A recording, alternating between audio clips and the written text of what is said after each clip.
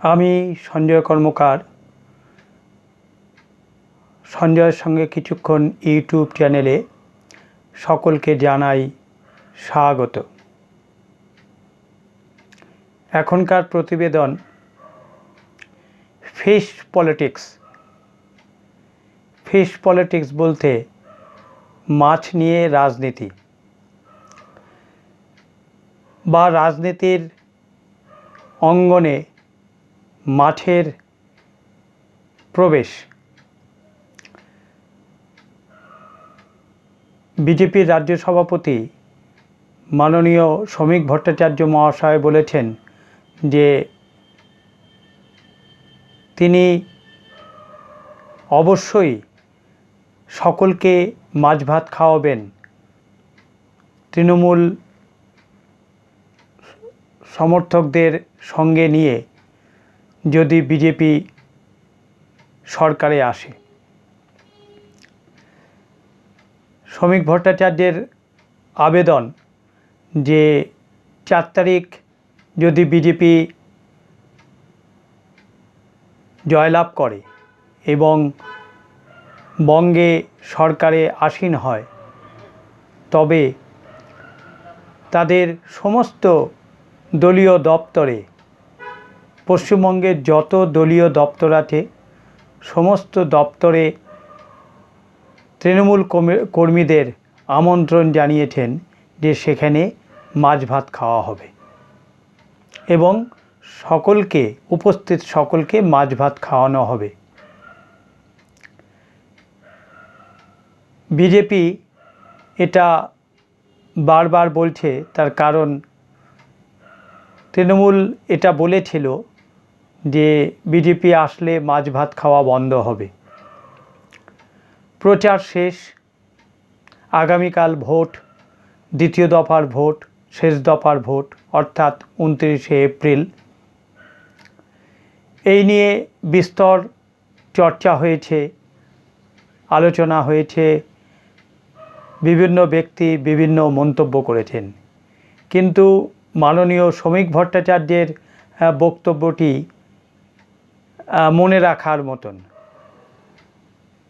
তার কিছুদিন আগে, অর্থাৎ বেশ কিছুদিন আগে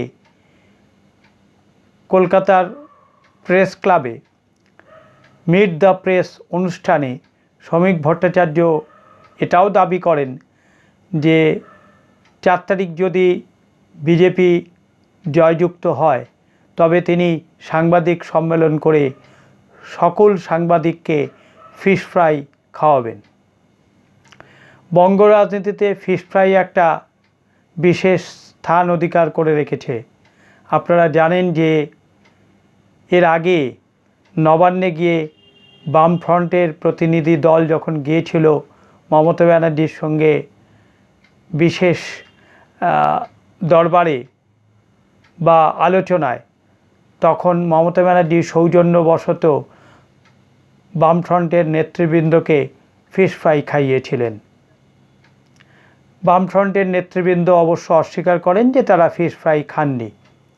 খেয়েছিলেন কি খাননি সেটা বিতর্কের বিষয়, কিন্তু তাদেরকে ফিশ ফ্রাই দেওয়া হয়েছিল এ নিয়ে কোনো সন্দেহ নেই।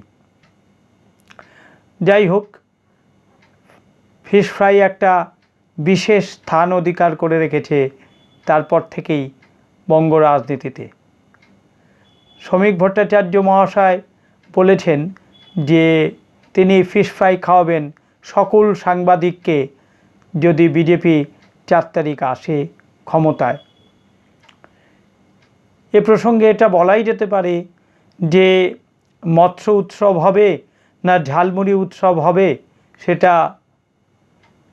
4 তারিখই জানা যাবে, কারণ মাননীয় প্রধানমন্ত্রী মহাশয় তিনিও বলেছেন যে যদি বিজেপি ক্ষমতায় আসে 4 তারিখ তাহলে ঝালমুড়ি উৎসব হবে এবং সবাই মিলে ঝালমুড়ি খাওয়া হবে।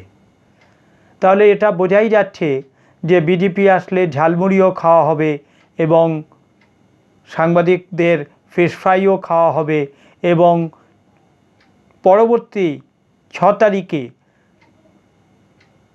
বিজেপির সমস্ত দলীয় অফিসে ঘটা করে মাছ ভাত খাওয়া হবে। এবং সেখানে তৃণমূল কর্মীদের সাদর আমন্ত্রণ জানিয়ে রেখেছেন শ্রমিক ভট্টাচার্য মহাশয়। সেই সঙ্গে তিনি এটাও জানিয়েছেন যে 4 তারিখ যদি বিজেপি ক্ষমতায় আসে তাহলে তিনি মমতা ব্যানার্জিকে তার বাড়িতে সুন্দর ভালো মোরলা মাছ পাঠাবেন। এখন এই মাছ রাজনীতি নতুন করে একটা মাত্রা পেয়েছে যে শ্রমিক ভট্টাচার্য মহাশয় বেশ জোরের সঙ্গে বলছেন মাছের কথা। তবে মাছ ভাত বাঙালির পাত থেকে বাদ যাবে না। 4 তারিখ যেই আসুক, যেই জয়যুক্ত হোক, বাঙালির মাছ ভাত ছিল, আছে, থাকবে। বাঙালি মাছ ভাত খাবে। বিজেপি আসলেও বাঙালি মাছ ভাত খাবে। বিজেপি যদি না এসে অন্য কোনো দল যদি আসে তাহলেও বাঙালি মাছ ভাত খাবে। অর্থাৎ পরিবর্তন হলেও মাছ ভাত বাঙালির পাতে থাকবে, আর পাল্টে গেলেও বা না পাল্টালেও বাঙালির পাতে মাছ ভাত থাকবে। বাঙালি মাছে ভাতে ছিল, আছে, থাকবে। তবে দেখা যাক মাননীয় শ্রমিক ভট্টাচার্যের মহাশয়ের কথা অনুযায়ী সাংবাদিকরা ফিশ ফ্রাই পান কিনা। ফিশ ফ্রাই পেলেই সেটা সংবাদের শিরোনামে চলে আসবে। আজকাল খুব দ্রুত খবর পাওয়া যায়, আগেকার দিনের মতো নয় যে সংবাদ মাধ্যমে ছাপা হলে তবে সেটা পরের দিন জানা যাবে। এখন দ্রুতই সব কিছু জানা যায়। সাংবাদিকরা ফিশ ফ্রাই খাবে, আর কেউ খাবে না, এটা মাননীয় শ্রমিক ভট্টাচার্যের প্রস্তাবটা ঠিক নয়। আরও সবাইকে ফিশ ফ্রাই খাওয়ালে ভালো হয়। যাই হোক, ফিশ ফ্রাইয়ের বদলে নিশ্চয়ই ঝালমুড়ি সবাইকে খাওয়ানো হবে।